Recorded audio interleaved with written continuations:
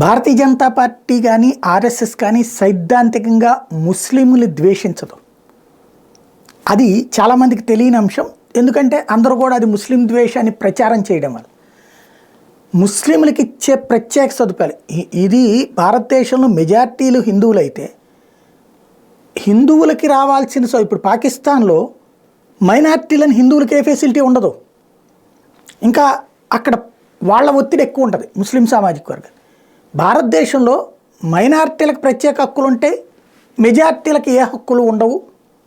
ఇది ఒక బుజ్జగింపు రాజకీయాన్ని వ్యతిరేకిస్తుంది, బుజ్జగింపు విధానాన్ని వ్యతిరేకిస్తుంది. నువ్వు ముస్లిం కాబట్టి ఉర్దూ స్కూల్ పెట్టుకో, నువ్వు క్రిస్టియన్ కాబట్టి ప్రత్యేకంగా నీ సంబంధించిన స్కూల్ పెట్టుకో.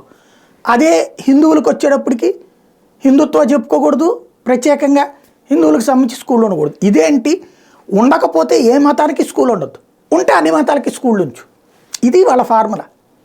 ముస్లింలు మాతో కలిసి ఉండండి అని కోరుకుంటారు, మా మీద పెత్తనం చేయొద్దని కోరుకుంటారు. ముస్లింలు ఓ 20-30% ఉంటే అక్కడ హిందువుకి ఇక ఎలక్షన్ అవకాశం లేకుండా ఉండకూడదని కోరుకుంటారు. 70-80 మంది హిందువులు ఉన్నటువంటి చోట 20-30 మంది ముస్లింలు ఉన్నారు కాబట్టి వాళ్ళు ఎట్లా సీట్లు కొట్టేస్తారు అంటే, హిందువు నువ్వు ఎందుకు ఆదరించవు? ఒక ముస్లింని హిందువు ఓటేసి గెలిపిస్తున్నాడు, కానీ ఒక హిందువుని ముస్లిం ఎందుకు ఓటేడు, వాళ్ళు జనం మెజారిటీ ఉంటే అన్నటువంటిది వాళ్ళ ఫార్ములా. అదే చర్చకి తేవాలనుకునేది. అంతే, దాన్ని వీళ్ళు మత ఉన్మాదం కింద చూపెట్టే ప్రయత్నం చేస్తుంటారు.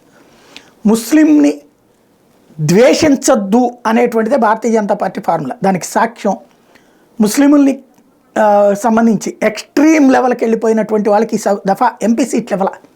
ఇందులో వచ్చేటప్పటికి సాధ్వి ప్రజ్ఞా ఠాగూర్ ఒకప్పుడు మాలేగావ్ పేలుళ్ళు అంటూ ఆవిడని అన్యాయంగా తీసుకెళ్ళి అరెస్ట్ చేసి జైల్లో పెట్టి తీవ్రంగా హింసించారు.